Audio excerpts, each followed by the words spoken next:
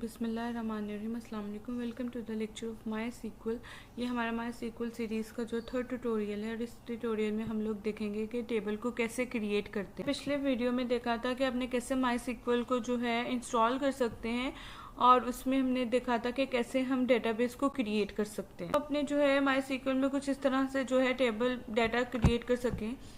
ठीक है, तो अब यहाँ पे एक टेबल है, यहाँ पे 3 रिकॉर्ड्स हैं, नेम, एज, जेंडर। अब सबसे पहले हमारा काम है टेबल को क्रिएट करना। जब भी हमने माई सीक्वल के अंदर कोई टेबल बनाना है उसके लिए हमें किस 3 चीज़ों की ज़रूरत होती है। सबसे पहले जो भी हम टेबल बना रहे हैं उसका नेम क्या है।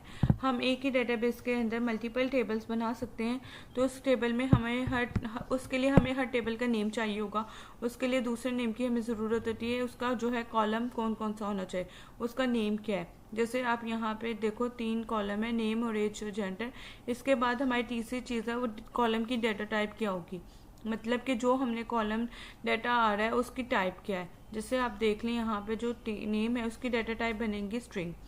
ठीक है, उसकी एज की जो बनेगी उसकी न्यूमेरिक वैल्यू, जो उसकी न्यूमेरिक, और जेंडर के अंदर आप देखो स्ट्रिंग वैल्यू आ रही है। तो अब यहाँ पे जो देखो कि तीनों चीज़ें हम लिख लेते हैं। यहाँ पे जेंडर जो है हमारे पास वो भी स्ट्रिंग आएगी। तो अब हमारे पास एक कमांड है जो कि हम यूज़ करते हैं, सिंटैक्स है जिसमें सीक्वल की कमांड है, किसी भी डेटाबेस के साथ यूज़ कर सकते हैं। आप इसमें देखें हमारे पास दो कीवर्ड आएंगे जिसमें क्रिएट और टेबल, ये आपको लिखना ही लिखना है। उसके बाद आपको यहाँ पे टेबल का नेम लिखना है। जो भी आप टेबल का नेम लिखना चाहते हैं वो आप यहाँ पे लिख सकते हो। अपने इस चीज़ को देखना है, हमने उसमें स्पेस नहीं डालनी, उसमें आप अंडरस्कोर डाल सकते हैं, कैमल केस में डाल सकते हो। उसके बाद हमारे पास राउंड ब्रेसेस आ जाती हैं और राउंड ब्रेसेस यहाँ पे देख लो। उसके बाद हमें जितने भी कॉलम्स लेना चाह रहे हो उसके वो ले सकते हैं। सबसे पहले हमने लेना है कॉलम का नेम और उसके बाद कॉलम की डाटा टाइप, और वो स्ट्रिंग है या जो भी हमने इसमें लेना है उसमें कोमा डाल के अब जितने मर्जी कॉलम्स जो है इसमें क्रिएट कर सकते हैं। अब यहाँ पे आपको पता तो लग रहा है हम टेबल कैसे क्रिएट कर सकते हैं। कमांड यूज़ कर मैं थोड़ा डिटेल में बताती हूँ कि डाटा टाइप कौन कौन सी होती है माई सीक्वल के अंदर। बेसिकली हमारे पास जो है माई सीक्वल में डाटा टाइप्स आती हैं वो 3 कैटेगरीज में हम डिवाइड कर लेते हैं, जो कि string, numeric, date and time. हमारे पास जितना भी डाटा होता है इन्हीं 3 कैटेगरीज में आता है। तो देखते हैं स्ट्रिंग में हमारे पास कौन कौन से डाटा टाइप्स आ जाती हैं। हमारे पास यहाँ पे देखें एक लिस्ट है सारे अलग अलग जो स्ट्रिंग डेटा टाइप्स के, इसमें से सारे डेटा टाइप्स का यूज़ होता है वो होता है स्ट्रिंग वैल्यू को यूज़ करने। मतलब इनमें एक डिफरेंस होता है इनकी लेंथ को लेकर। ठीक है, जैसे हमारे पास 4 है, ठीक है, 4 मतलब करेक्टर उसकी जो है लेंथ है उसमें 0 से लेके 255 तक, मतलब वो इतनी ही वैल्यू स्टोर कर सकता है। उसके बाद आप इसमें अपनी मर्जी की फिक्स वैल्यू भी दे सकते हैं। आप वहाँ पे राउंड ब्रेसेस में अपने जितना भी साइज दे देंगे। जैसे मैं यहाँ पे दे दूँगी 5, तो वो कॉलम के अंदर 5 करेक्टर्स ही सेव होंगे, इससे ज़्यादा नहीं। इसके बाद जो डाटा टाइप है वारचार की जो लेंथ है 0 उससे ज़्यादा होती है, 0 से लेके 65,535 तक, और इसमें बहुत बड़े पैराग्राफ्स भी ऐड सकते हो। उसके बाद हमारी 2 टाइप्स है, 3rd और 4th पे बाइनरी और वार बाइनरी। ये भी बेसिकली इन्हीं तरह काम करती है, इन्हीं में भी वैसे ही लेंथ आती है जिस तरह हमारे पास, जैसे बाइनरी भी उतनी देता है जितना 4 देता है, और वार बाइनरी भी उतना ही देता है जितना जो है वारचार देता है। लेकिन इसमें डिफरेंस ये होता है कि इसमें सिर्फ बाइनरी वैल्यू आती है। उसके बाद टाइनी टेक्स्ट आता है, उसमें जो है 255 तक है, मतलब 255 तक फिक्स है। उसमें वहाँ पे अपनी मर्जी से कोई करेक्टर चेंज करना चाहते हैं 4 में तो आप इसमें दे सकते हो। लेकिन यहाँ पे टाइनी टेक्स्ट में ऐसा कुछ नहीं है, इसमें आप जो मैक्सिमम करेक्टर्स आएंगे वो 255 आएंगे। इसके बाद हमारा टेक्स्ट है, टेक्स्ट में हम बाइट्स में डाटा स्टोर करवाते हैं। उसके अंदर एक लिमिट फिक्स है, वो 65,535 बाइट्स, मतलब जो डाटा है वो बाइट्स में सेव होगा। इसके बाद हमारे पास 7th और 8th नंबर पे 2 डाटा टाइप्स हैं, मीडियम टेक्स्ट और लॉन्ग टेक्स्ट। अब ये डाटा टाइप्स हम तब यूज़ करते हैं जब हम बहुत ज़्यादा पैराग्राफ को यूज़ करते हैं। इनकी भी अलग अलग लिमिट है। जैसे हमारे पास यहाँ पे काफ़ी ज़्यादा ये लिखी हुई आप देख सकते हो, ये भी करेक्टर्स में है। ठीक है, इतने करेक्टर्स ही ले सकते हैं। उसके बाद लॉन्ग टेक्स्ट की जो हमारे पास लेंथ है वो थोड़ी ज़्यादा है, वो है ये इतने सामने आपके 4 अरब के करीब। उसके बाद है आपके पास 3 अलग अलग वैल्यूज है, 9th, 10th, 11th और 12th नंबर पे। ये जो है सारे जो है ये ब्लॉब के नेम से, इसमें जितनी भी डाटा टाइप्स होती हैं इसमें बाइट्स में डाटा स्टोर होता है। जैसे है टीनी ब्लॉब है, मीडियम ब्लॉब है और लॉन्ग ब्लॉब है, इसकी सारी डाटा जो आपके सामने शो करवाए है। और लास्ट में जो है आज जो हमारे पास लास्ट में 2 डाटा टाइप्स होती हैं, इनम और सेट। ये इसमें होता है कि इन वैल्यूज़ में एक सेट दे देते हैं और कॉलम के अंदर उन्हीं वैल्यूज़ को जो है एक ही वैल्यू आ सकती है, ठीक है। इसमें मैंने 3 कलर दे दिए, ठीक है, वैल्यू 1 के रेड और ग्रीन और ब्लू। और इसमें ज़्यादा भी लिख सकती हूँ, वैल्यू डाल सकती हूँ, मतलब मैं जितनी भी वैल्यूज़ डालूंगी इसमें कॉम आना चाहिए, ठीक है। में हम लिस्ट तक वैल्यूज़ डाल सकते हैं, ठीक है। और जहाँ पे जो सेट है उसमें सिर्फ 64 वैल्यूज़ ही सेव कर सकते हैं, ठीक है। ये इन दोनों में डिफरेंस है। ये स्ट्रिंग से रिलेटेड डाटा टाइप से हम न्यूमेरिक से रिलेटेड देखते हैं। यहाँ पे देखें, यहाँ पे हमारे पास 13 अलग अलग न्यूमेरिक डाटा टाइप्स हैं और इनमें भी बेसिकली जो डिफरेंस होता है वो लेंथ को लेके। जैसे बिट है उसमें भी एक रेंज है, वो है 1 to 64 तक। और उसके बाद टाइनी इंट है, इसमें ये -128 to 127 तक। उसके बाद थर्ड और फोर्थ पे इंट और इंटीजर, ये दोनों बेसिकली सेम ही काम करती है, बस इंट जो है वो इंटीजर का शॉर्ट एंड है और इसकी जो रेंज यहाँ पे लिखी हुई है। इसके बाद जहाँ पे हम स्मॉल इंट की बात करते हैं तो ये छोटी वैल्यू लेता है, तो ये उससे काफ़ी कम ले लेगा, ठीक है। और मीडियम इंट जो है वो भी, मीडियम इंट जो है इससे थोड़ी बड़ी वैल्यू ले लेगा।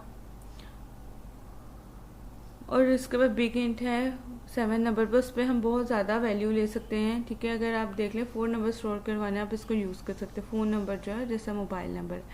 तो ये देखें यहाँ पे बहुत बड़ी वैल्यू, तो यहाँ पे आपके पास अलग अलग जो है डिजिट्स आ रहे हैं। अब इसके बाद 8 और 9 प्यारे बुलियन और फ्लोट, ये दोनों सेम है। जो बुल है उसका बुलियन का शॉर्ट फॉर्म है, इसमें एक ही टाइम पे एक ही वैल्यू हो सकती है, 0 या 1। 0 का मतलब फॉल्स और 1 का मतलब ट्रू। और लास्ट पे जहाँ पे मेरे पास 10 नंबर से लेकर 13 नंबर तक है, ये सारी फ्लोट वैल्यू मतलब डेसिमल फॉर्म है। इनको स्टोर करवाने का भी अलग अलग तरीका है, क्योंकि फ्लोट और डबल जो है सेम है। जो फ्लोट है हमारी वो सेव करवाते हैं यहाँ पे, मगर इसमें जो है जितने नंबर दे देते हैं उतने ही नंबर लेते हैं और उतने ही राइट साइड पे नंबर लेते हैं, मतलब टोटल नंबर उतने होने चाहिए। इसके बाद जो डबल है ये भी सेम काम करता है। और अगर हम इसमें स्पेसिफाई कर सकते हैं साइज और डी, ठीक है, मतलब डी का मतलब होता है कि डॉट से राइट साइड पे कितने डिजिट्स आ सकते हैं। इसके बाद हमारे 12 और 13 आता है डेसिमल और डी से, ये सेम ही है, बस जो डी ई से डेसिमल का शॉर्ट फॉर्म है। डेसिमल और डबल में एक डिफरेंस है कि डेसिमल और डबल में डिफरेंस ये है कि डेसिमल में जो साइज़ है वो गिवन है, ठीक है। हम साइज़ में मैक्सिमम 60 डाल सकते हैं और डी में हम मैक्सिमम 30 तक डाल सकते हैं, ठीक है। ये थी हमारी न्यूमेरिक से रिलेटेड डाटा टाइप। अब हम देखते हैं डेट ऑफ टाइम से। इसमें हमारे पास आ जाते हैं डेट और टाइम में अलग अलग 5 तरीके की डाटा टाइप्स आती हैं। सबसे पहले डेट, यहाँ पे डेट की भी एक रेंज है, वो यहाँ पे लिखी हुई है। और उसके बाद आ जाते हैं डेट टाइम। और अगर आपने डेट और टाइम दोनों को सेव करवाने हैं तो आप इस डाटा टाइप को यूज़ कर सकते हैं इस फॉर्मेट में। और देखिए आपके पास आपने जो है फॉर्मेट लिखा हुआ है, इस फॉर्मेट में लेना है, ठीक है। उसके बाद आप टाइम ले सकते हो इसमें, ठीक है, स्पेस दे के टाइम लिख, ऑर्डर नेम, फिर मिनट्स, फिर सेकेंड्स। फिर आता है हमारे पास 3rd नंबर पे टाइम स्पेंड मतलब जो टाइम गुजर चुका है। अगर हमने पुरानी जो डेट लेनी है तो आप इसको यूज़ कर सकते हैं, इसमें भी वही फॉर्मेट लेगा जो सेकंड पे, इसमें 4th पे टाइम। अगर आप सिर्फ कॉलम में टाइम सेव करवाना चाहते हो तो आप टाइम को ले सकते हो, मतलब फॉर्मेट लेकर कुछ इस तरह से रहेगा, ठीक है। और लास्ट में हमारे पास ईयर है। अगर आप किसी कॉलम में सिर्फ ईयर सेव करवाना चाहते हो तो फिर वहाँ पे आपको ईयर के नाम की डाटा टाइप ले सकते हो, और जो ईयर है वो आपको 4 डिजिट्स में लेना होगा, कुछ इस तरह से, जैसे आप एग्जांपल में देख सकते हो 1901। हम इस कॉलम में इस तरह की वैल्यू सेव करवा सकते हैं। इसमें आपको पता लग रहा है कि MySQL के अंदर किस तरह की जो डाटा टाइप्स हो सकते हैं। अब प्रैक्टिकल स्टार्ट करते हैं कि इसको हम देखते हैं कि एक्चुअल में हम कैसे टेबल को इंस्टॉल कर सकते हैं। सबसे पहले जो आपने इसको ओपन कर लेना है, जैसे मैंने लास्ट वीडियो में आपको बताया था, इसको ओपन कैसे करना है। हम सबसे पहले क्रिएट कर लेंगे एक डेटाबेस, ठीक है। XAMPP से काम कर रहे हो तो आप XAMPP से कर लोगे।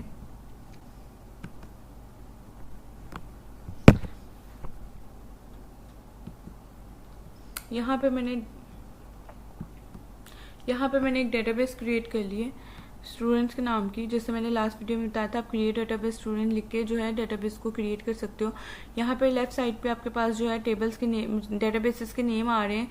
जिस भी डेटाबेस में आपने टेबल को क्रिएट करना है आप वो उसको ओपन कर सकते हो। उसके दो तरीके हैं, या तो आप यहाँ पे राइट क्लिक करके यहाँ पे ऑप्शन पे क्लिक करेंगे सेट एज डिफॉल्ट स्कीमा। इस तरह करने से आपका जो डेटाबेस जो चूज हो जाएगा उसके अंदर जाके आप टेबल क्रिएट कर सकते हैं। दूसरा तरीका था कमांड प्रॉम्प्ट से, वो मैं आपको करके दिखा सकती हूँ। यहाँ पे सबसे पहले आपने लिखना है यूज डेटाबेस का नेम। ठीक है, आप डेटाबेस का नेम देख लो जो कि हमने पिछले वीडियो में क्रिएट किया था, स्टूडेंट। तो अब यहाँ पे मैं इसके बाद आपको इसमें सेमी कॉलम लगा लेना है। ठीक है, इसके बाद आपको इस पे एग्जीक्यूट वाले पे क्लिक करना है। तो ये देखें डेटा आपकी जो है स्विच हो गई है डेटाबेस स्टूडेंट में।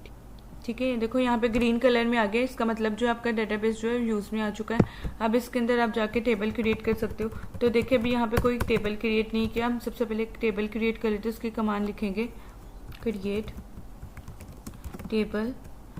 ठीक है, कीवर्ड है, उसको स्मॉल लेटर्स में लिख सकते हो, आप कैपिटल में भी लिख सकते हो। उसके बाद आपने लेना है टेबल का नेम, और जो मैं यहाँ पे टेबल का नेम ले रही हूँ वो है पर्सनल।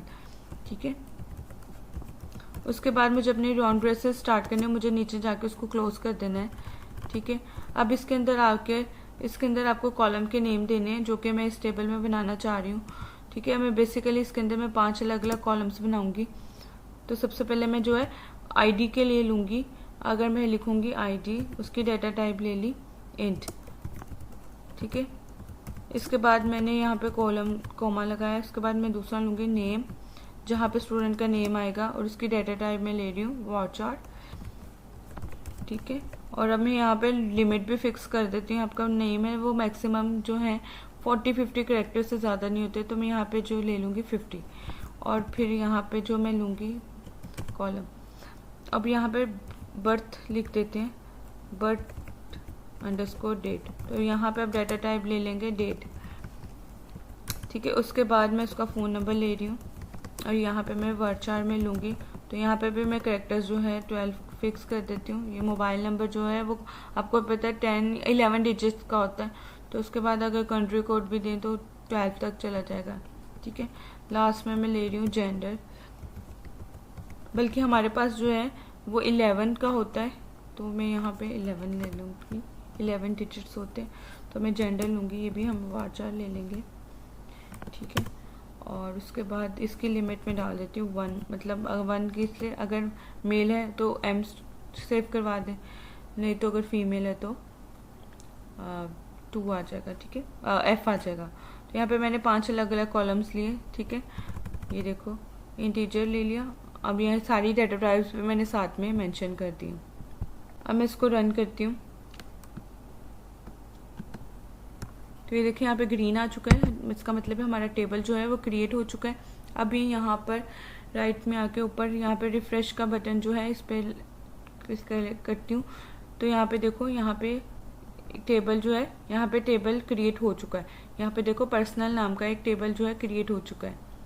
और अगर मैं इसके जो आगे भी एरो पे क्लिक करूँगी तो यहाँ पे कॉलम्स के नाम का जो एक लिंक दिखेगा, जिस पे आप क्लिक करेंगे तो फिर उसके अंदर आपको जितने भी कॉलम्स है उसमें उसके नेम्स यहाँ पे डिस्प्ले हो जाएंगे। तो मैं एग्जांपल के लिए आपको एक और टेबल भी क्रिएट करके दिखाती हूँ। अगर मैं आपको दिखाती हूँ कि हम एक डेटाबेस में कितने टेबल्स जितने मर्जी जो है क्रिएट कर सकते हो। अब मैं एक और टेबल को क्रिएट कर देती हूँ, उसका नाम मैं कोई और रख लेती हूँ। ठीक है, अब मैं यहाँ पे एक टेबल बना देती हूँ। प्रोडक्ट ये स्टूडेंट से मैच नहीं कर रहा, लेकिन मैं फिर भी आपको सिर्फ समझाने के लिए बना रही हूँ।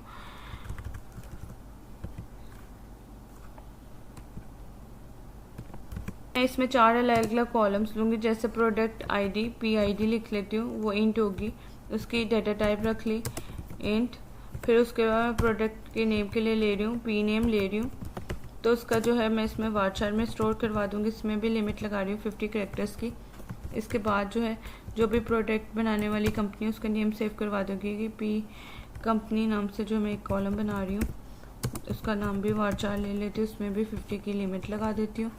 ये देखिए इसमें 50 कैरेक्टर्स। और लास्ट में मैं एक कॉलम बनाऊंगी प्राइस के लिए, जो भी प्रोडक्ट है उसके प्राइस क्या है, तो इसकी डाटा टाइप ले लेती हूँ इंट। ठीक है, तो अब यहाँ पे मैं इसको एग्जीक्यूट कर देती हूँ कमांड को।